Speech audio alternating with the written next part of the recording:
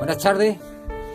Me gustaría hablar referente a la historia de la cruz. La narración de la crucifixión de nuestro Señor Jesucristo en los 4 evangelios parece en sencillas y no muchas palabras. Los lectores del primer siglo no necesitaban más detalles, porque ellos conocían bien todo lo que implicaba este terrible y suplicio vigente en aquel entonces. La muerte en la cruz como castigo a los transgresores de la ley romana equivaldría a una muerte como en una silla eléctrica o cámara de gas de nuestros días. No había muerte más temida y horrible que esta por los criminales. Nada era más doloroso y humillante. Este castigo era tan inhumano que la ley romana no permitía que ni un ciudadano del imperio fuera ejecutado por medio de la crucifixión. El suplicio comenzaba con los crueles 40 azotes. Mateo 27:26 nos dice así: entonces le soltó a Barrabás, es decir, Pilato le soltó a Barrabás porque el pueblo y aquellos gobernantes, incitando al pueblo, les gritaba y les daba voces diciendo que soltara a Barrabás, un homicida, un reo de muerte, y habiendo azotado a Jesús, le entregó para ser crucificado. Para esto Jesús fue desnudo, atado a un poste y azotado sin misericordia, con el uso de un látigo que terminaba en varias puntas en las cuales iban fragmentos de metal. El soldado que ejecutaba el castigo podía literalmente cortar en pedazos la carne de la espalda de un hombre. Se sabe de individuos que enfrentaron esta muerte, que se partieron la lengua en dos al morderse por el dolor, y muchos murieron por los azotes sin llegar a la crucifixión. A su tortura física fue agregada la tortura mental contra Jesús con el fin de aumentar su agonía.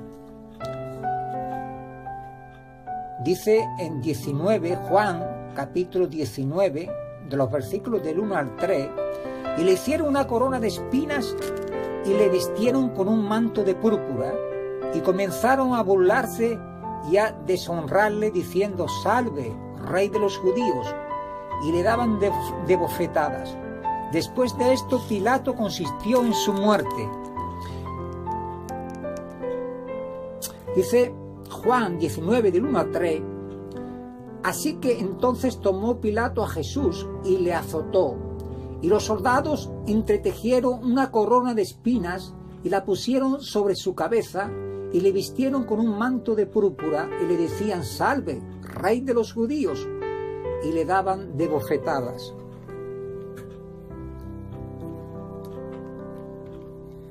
Como bien dije, estos azotes o flagelación se ejecutaron en Jesucristo, probablemente dentro del pretorio. El azote romano consistía en un corto mango de madera al que estaban atadas varias correas con los extremos provistos con trozos de plomo o bronce y pedazos de hueso muy aguzados. Los azotes se dejaban caer especialmente sobre la espalda de la víctima, que estaba desnuda y encorvada. Generalmente se empleaban 2 hombres para administrar este castigo, uno azotando desde un lado, otro desde el lado opuesto, con el resultado de que a veces la carne era lacerada a tal punto que quedaban a las vistas venas y arterias interiores, y a veces aún las entrañas y los órganos internos aparecían por entre las cortaduras. Tremendo, ¿verdad?, el castigo que sufrían aquellas personas, aquellos reos de muerte, y aquel ser tan inocente, nuestro Señor Jesucristo. Es decir, ese castigo horrible de esos azotes, ¿verdad? Dice, después de esto Pilato consintió en su muerte. Así Jesús comienza su camino al Gólgota, cargando su propia cruz. Luego, a medio camino, un hombre, Simón de Cirene, fue obligado a ayudar a Jesús en su debilidad cargando su cruz. Es decir, tendría tanto dolor, tanto sufrimiento, estaría tan débil que no podía llevar su cruz, y tomaron a este hombre, Simón de Cirene, para que le ayudara a cargar la cruz de nuestro Señor Jesucristo. Dice Lucas 23:26, y llevándole tomaron a cierto Simón de Cirene, que venía del campo, y le pusieron encima la cruz para que la llevase tras Jesús. El lugar de la crucifixión fue despojado de sus ropas, excepto la anterior. Los soldados de la ejecución echaron suertes sobre sus vestiduras para ver quién se quedaba con ellas. Eran las únicas prendas que él tenía en este mundo. Juan 19, 23 y 24 dice así: cuando los soldados hubieron crucificado a Jesús, tomaron sus vestidos e hicieron 4 partes, una para cada soldado. Tomaron también su túnica, la cual era sin costura, de un solo tejido de arriba abajo. Entonces dijeron entre sí: no la partamos, sino echemos suerte sobre ella, a ver de quién será. Esto fue para que se cumpliese la escritura que dice: repartieron entre sí mis vestidos y sobre mi ropa echaron suertes. Y así lo hicieron los soldados. Luego Jesús fue crucificado. Grandes clavos oxidados atravesaron sus manos y sus pies. Era la hora tercera del día, es decir, las 9 de la mañana. Marcos 15, 25 nos da esta declaración de que era la hora tercera cuando le crucificaron. Y tuvo que quedar allí colgado por 6 amargas horas, como dice Marcos 15 del 32 al 34. Dice así la palabra del Señor: el Cristo, Rey de Israel, descienda ahora de la cruz para que veamos y creamos. Y también los que estaban crucificados con él le injuriaban. Cuando vino la hora sexta, hubo tinieblas sobre toda la tierra hasta la hora novena. Y a la hora novena Jesús clamó a gran voz diciendo: Eloi, Eloi, lama sabactani, que traducido es: Dios mío, ¿por qué me has desamparado? Los sacerdotes, los curiosos y los 2 ladrones que le acompañaban en la crucifixión, todos se burlaban de él. Uno de los ofensores se arrepintió y fue uno de los ladrones que estaba junto a él crucificado.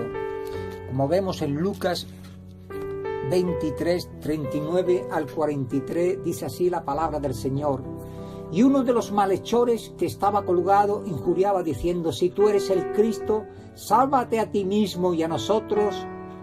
Respondiendo el otro le reprendió diciendo: ¿ni aún temes tú a Dios estando en la misma condenación?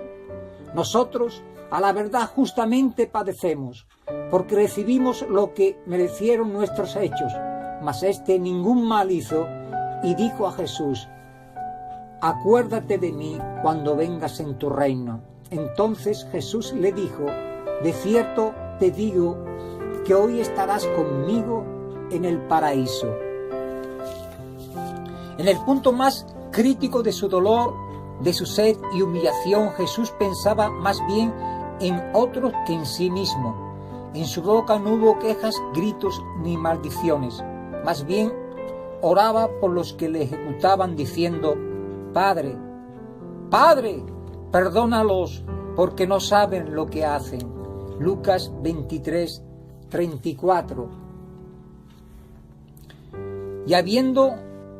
Y sabiendo que el alma de su madre María estaba siendo traspasada por el dolor al verla en la cruz, como dijo en Lucas 2:35, que dijo, ¿verdad?, aquel hombre, aquel profeta: y una espada traspasará tu misma alma para que sean revelados los pensamientos de muchos corazones. Vamos a ir a Lucas capítulo 2, el versículo que hemos dado lectura, 22:35. Estaba hablando Simeón. Dice, hablando Simeón de aquel niño que traían para ser presentado al Señor. Él dijo: y los bendijo Simeón y dijo a su madre María: he aquí, este está puesto para caída y para levantamiento de muchos en Israel, y para señal que será contradicha, y una espada traspasará tu misma alma, para que sean revelados los pensamientos de muchos corazones. Es decir, esto lo dijo, ¿verdad?, aquel hombre, Simeón, hablando a su madre de ese sufrimiento y de la muerte de su hijo Jesucristo, de su hijo Jesús, como hemos visto en Lucas 2:35. Pidió a Juan el apóstol que cuidara de ella. Juan 19:27 dice: después dijo al discípulo: he ahí tu madre. Y desde aquella hora el discípulo la recibió en su casa. Estando en la muerte, y esa muerte de cruz, se preocupaba por lo que estaban a su alrededor. Oraba por aquellos que le estaban crucificando, para que el Padre tuviera clemencia de ellos. Oraba por aquella mujer que le trajo al mundo, su madre María. Oraba también y le pidió a Juan que la recibiera a su madre en su casa. Finalmente, cerca de las 3 de la tarde, aquel que ocupaba nuestro lugar en la cruz, clamando a gran voz, dijo: Padre, en tus manos encomiendo mi espíritu. Lucas 23:46. Dice, vamos a la lectura desde el 44. Cuando era como la hora sexta, hubo tinieblas sobre toda la tierra hasta la hora novena, y el sol se oscureció, y el velo del templo se rasgó por la mitad. Entonces Jesús, clamando a gran voz, dijo: Padre, Padre, en tus manos encomiendo mi espíritu. Y habiendo dicho esto, expiró. Hoy que estamos para participar de la cena del Señor, ¿qué debe producir en nosotros la historia de la cruz? En el himno encontramos la respuesta: llevada por los vientos la historia de la cruz, despierte sentimientos de amor hacia Jesús. Demos gracias a nuestro Dios y Padre por el amor que nos amó, enviando a su Hijo al mundo en morir en propiciación por nuestros pecados, porque de tal manera nos amó nuestro Padre Celestial, que envió a su Hijo al mundo a morir por cada uno de nosotros, para que todo aquel que no lo cree no se pierda, mas tenga la vida eterna. Ese nuestro Señor Jesucristo, el bendito Hijo de Dios, el cual fue enviado, hoy nos puede dar esa esperanza de vida. Él nos puede reconciliar con nuestro Padre, nos puede perdonar nuestros pecados, nuestras faltas, nuestras rebeliones y rebeldía. Hoy es el día de salvación. Él hoy te hace una invitación: venid a mí todos los que estáis trabajados y cargados, y yo os haré descansar. Él nos dice que vengamos a Él, que le recibamos en nuestros corazones y que obedezcamos sus mandamientos, su palabra, el Evangelio. Él dice en esa gran comisión que dio a sus discípulos, a sus apóstoles: y por todo el mundo, y predicad el Evangelio a toda criatura. El que creyere y fuere bautizado será salvo, mas el que no creyere será condenado. Muchísimas gracias por vuestra atención. Que el Señor os bendiga y que tengáis un bonito y bendecido día. Saludos cordiales. Hasta pronto. Buenas tardes. Me gustaría hablar